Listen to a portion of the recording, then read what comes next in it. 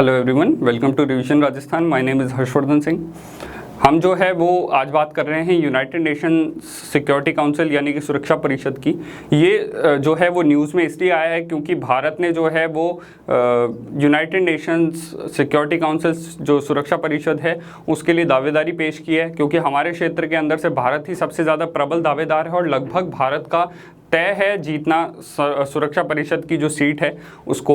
तो हम थोड़ा सा इसका स्ट्रक्चर और क्या राजनीति चल रही है इसके पीछे थोड़ा सा इसको जानने की कोशिश करेंगे कि सिक्योरिटी काउंसिल एक बहुत ही महत्वपूर्ण अंग है संयुक्त राष्ट्र संघ का और बहुत ही महत्वपूर्ण अंतर्राष्ट्रीय संगठन है। यूनाइटेड नेशन सिक्योरिटी काउंसिल और भारत और संयुक्त राष्ट्र सुरक्षा परिषद।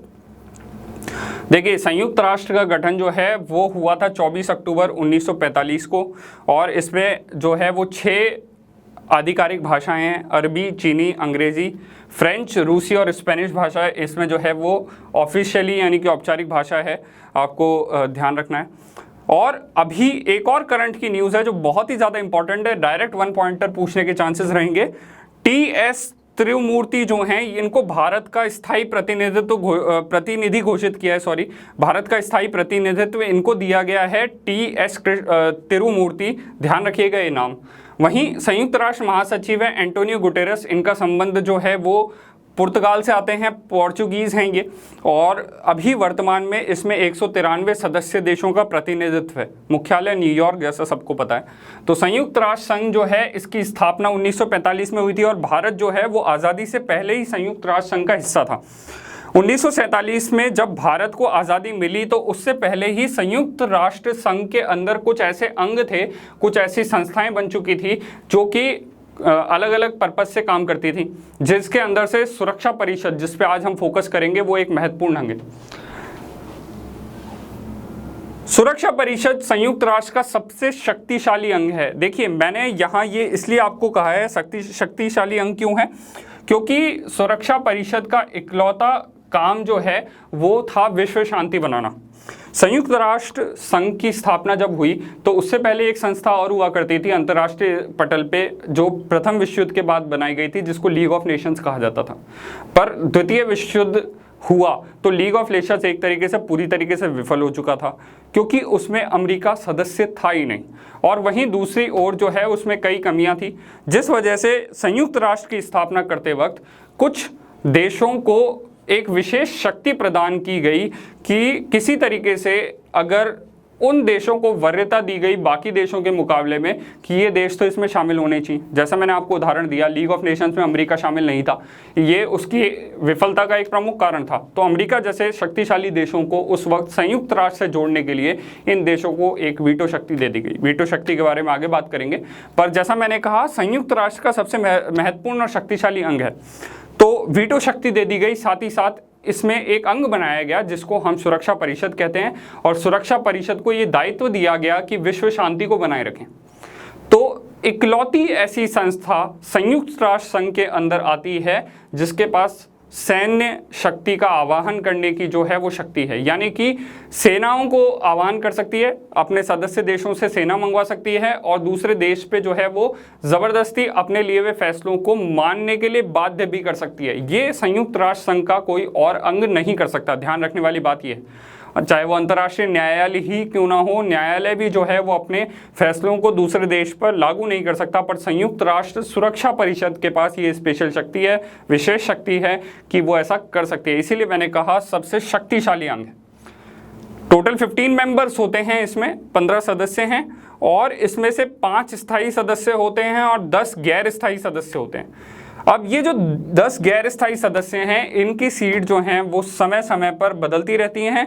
इसका कार्यकाल 2 साल का रहता है, हर एक देश को 2 साल का समय मिलता है, और इसके लिए भारत ने जो है वो दावेदारी पेश की थी, जिसके लिए अभी आने वाले चुनावों में, जो कि जहाँ तक है 17 जून को चुनाव होने हैं और भारत का लगभग जीतना तय है।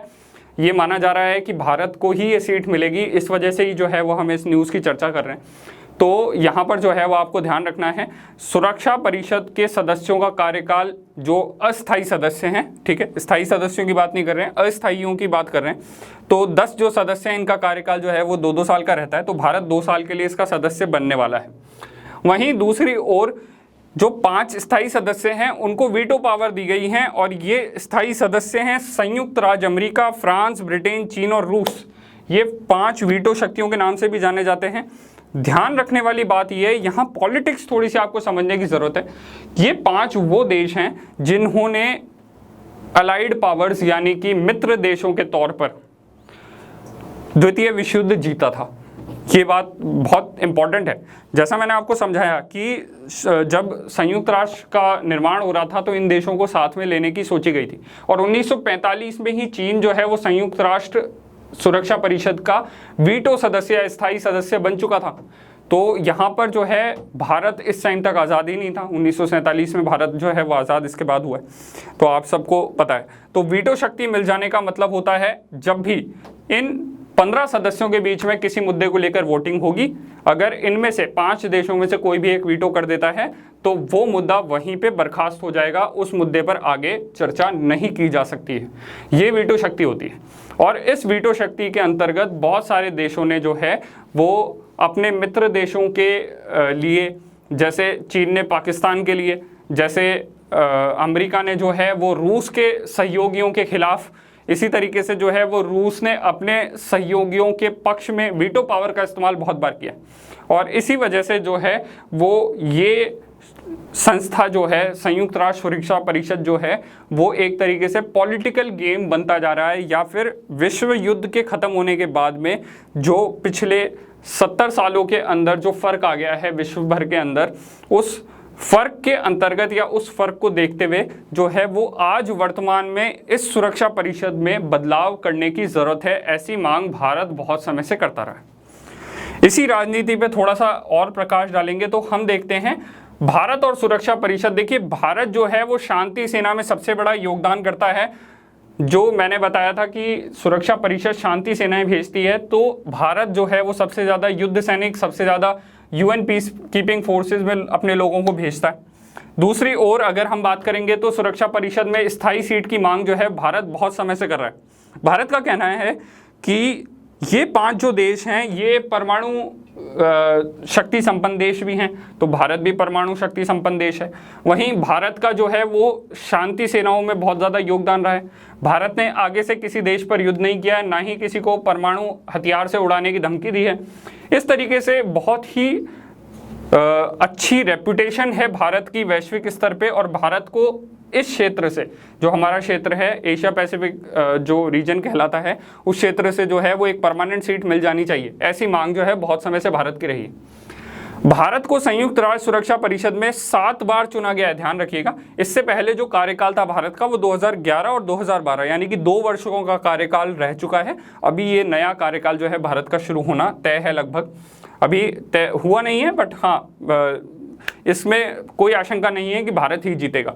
वहीं सुरक्षा परिषद की स्थिति स्थायी सीट के लिए G4 देश एक दूसरे का समर्थन करते हैं। देखिए, अब हम इसमें थोड़ी सी वर्ल्ड पॉलिटिक्स भी ले आते हैं कि G4 क्या होता है। हमने G7 सुना है जो कि विश्व की सबसे ज़्यादा उन्नत अर्थव्यवस्थाओं का समूह है। उसी तरीके से हमने G20 सुना है, विश्व की सबसे बड़ी 20 अर्थव्यवस्थाओं का समूह है। तो इस तरीके से जो है वो यहाँ पर G4 भी एक संगठन है।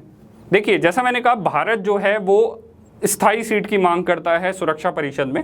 G4 एक ऐसा संगठन है जो भी इस सुरक्षा परिषद में बदलावों की मांग करता है।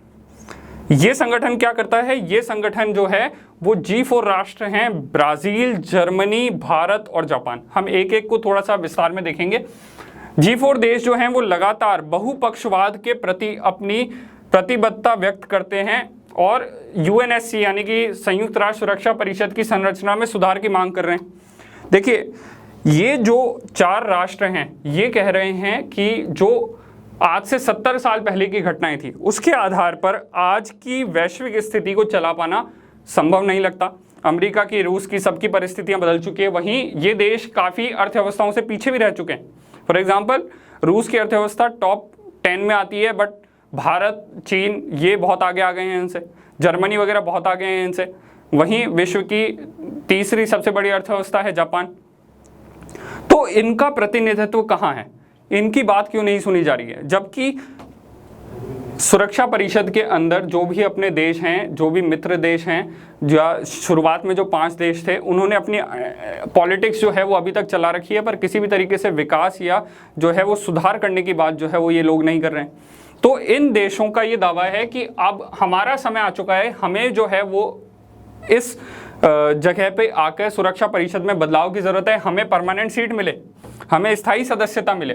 और G4 देश जो हैं वो बहुपक्षवाद की बात कर रहे हैं, यानी कि वर्ल्ड जो है वो एक कुछ शक्तियों के हाथ में नहीं हो, बहुपक्षीय वर्ल्ड हो, यानी कि विश्व हो जहां पर अलग अलग देशों को प्रतिनिधित्व मिले अलग अलग क्षेत्रों से।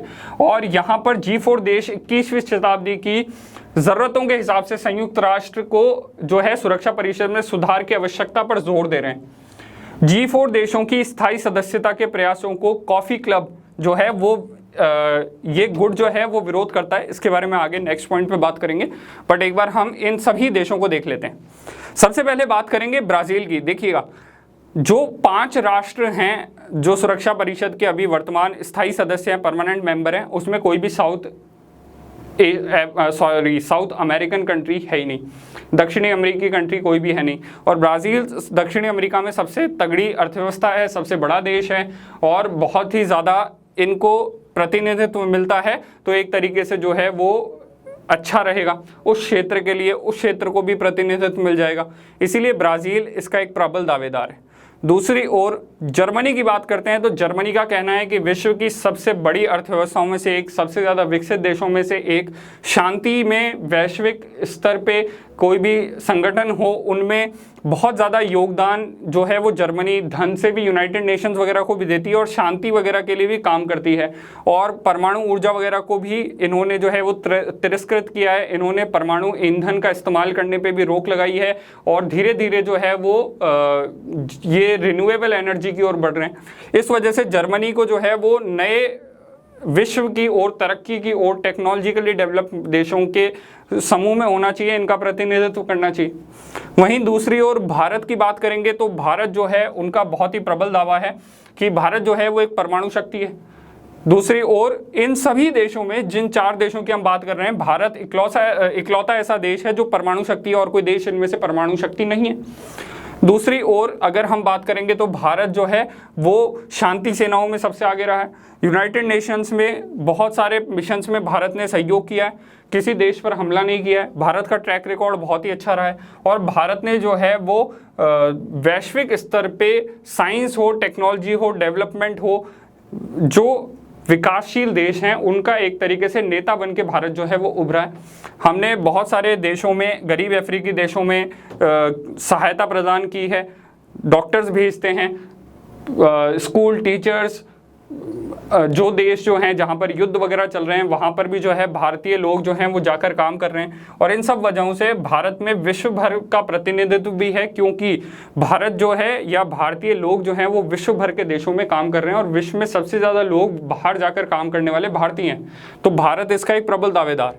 वहीं जापान की बात करेंगे तो जापान का कहना है विश्व की तीसरी सबसे बड़ी अर्थव्यवस्था, टेक्नोलॉजी में सबसे आगे और पूर्वी एशिया से आने वाला देश है और इसका प्रतिनिधित्व जो है वो यहाँ पर होना चाहिए। और ये चारों ही देश जो हैं वो एक दूसरे में से सबको, एक दूसरे को समर्थन करते हैं। ये कह रहे हैं कि इनमें से किसी को भी या सबको ही जो सुरक्षा परिषद की सदस्यता है, परमानेंट सीट है, वो मिलनी चाहिए। अब यहाँ पे विरोध भी है इनका।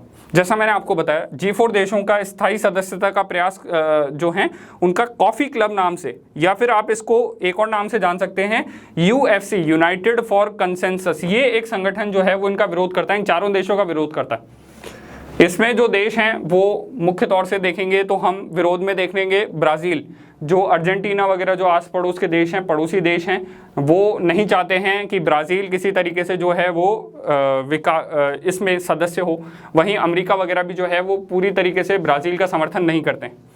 जर्मनी, स्पेन जैसे देश, इटली जैसे देश जो कि यूरोप में ऑलरेडी पावरफुल कंट्री हैं, वो जर्मनी का समर्थन नहीं कर रहे हैं पूरी तरीके से। वहीं दूसरी ओर भारत, पाकिस्तान जो कि एक परमाणु शक्ति है, वो इसका पूरी तरीके से समर्थन नहीं करता है। पर खास तौर से ध्यान रखने वाले पॉइंट ये है, आप ध्यान रखिएगा कि भारत इन G4 देशों में से इकलौता ऐसा देश है जिसका P5 यानी कि परमानेंट 5 मेंबर जो हैं, स्थायी 5 सदस्य जो देश हैं, वो समर्थन करते हैं 5 छू। कि भारत को सदस्यता मिलनी चाहिए, पर भारत का विद्रोह करने वाले देशों में प्रमुख पाकिस्तान है और चीन इस शर्त पे समर्थन करने को तैयार है कि अगर भारत जापान का समर्थन ना करे। वहीं जापान की बात करेंगे तो जापान ने, जैसा द्वितीय विश्व युद्ध के बारे में अगर आप पढ़ेंगे तो आपको पता होगा कि जापान जो है उसने द्वितीय विश्व युद्ध के दौरान चीन पर, दक्षिण कोरिया पर, फिलीपींस पर, इंडोनेशिया, मलेशिया, इन देशों पर जो है वो हमला किया था, जिस वजह से ये सभी देश जो हैं वो एक तरीके से जापान के आज भी विरोध में हैं और नहीं चाहते कि जापान किसी भी तरीके से जो है वो स्थायी सदस्य बने। तो ये 4 देश जो हैं ये G4 राष्ट्र कहलाते हैं। अब हम बात कर लेते हैं लास्ट सेगमेंट की, जो है कॉफ़ी क्लब। ठीक है, कॉफ़ी क्लब की बात करेंगे या यूनाइटेड फॉर कंसेंसस क्लब जो है, इसमें इटली प्रमुख देश है। ध्यान रखिएगा, बहुत ही इंपॉर्टेंट चीज़ कि ये देशों का नेतृत्व करता देश है इटली। वहीं इसके सदस्यों में पाकिस्तान, मैक्सिको, मिस्र, स्पेन, अर्जेंटीना, जैसा मैंने बताया अर्जेंटीना आदि जो पड़ोसी देश हैं ब्राज़ील को नहीं चाहते। वहीं स्पेन जैसे देश, इटली जैसे देश जर्मनी को नहीं चाहते। पाकिस्तान जैसे देश भारत नहीं चाहते कि सदस्य बने। वहीं मैक्सिको वगैरह देश जो हैं वो भी ब्राज़ील वगैरह को समर्थन नहीं दे रहे हैं। वहीं दक्षिण कोरिया, तो ये सभी देश जो हैं वो एक तरीके से 13 देशों का समूह है ये, और ये जो हैं वो स्थायी सदस्यता पाने वाले जो 4 देश कैंडिडेट हैं, जो 4 G4 कंट्री हैं, उनका विरोध करते हैं। इनका कहना है कि सुरक्षा परिषद की स्थायी सदस्यता में विस्तार नहीं करना चाहिए, जबकि क्या करना चाहिए, ये कह रहे हैं कि विस्तार के पक्षधर ना होकर ये अस्थायी सदस्यता के में जो है वो विस्तार की बात करते हैं। ये कहते हैं कि जो स्थिति है उसके हिसाब से, वैश्विक स्थिति को देखते हुए परमानेंट मेंबर उतने ही रहें, 5 ही रहें, पर अस्थायी सदस्य जो 15 हैं उनको बढ़ाकर 20 कर देना चाहिए। सॉरी, जो 10 हैं उनको बढ़ाकर 20 कर देना चाहिए। तो इस तरीके से जो है वो ये अपनी अलग बात कर रहे हैं। पर ध्यान रखने वाली बात यह है, इन देशों की आशंका सामूहिक नहीं है, ये सामूहिक हित की बात नहीं कर रहे हैं, ये व्यक्तिगत हितों की ही कहीं ना कहीं बात कर रहे हैं।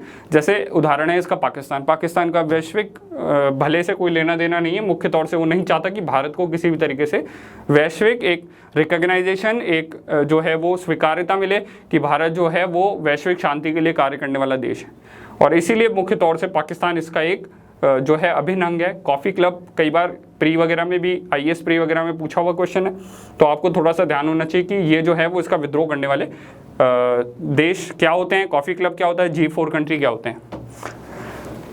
I hope you like the video and please like, share and subscribe. Thank you.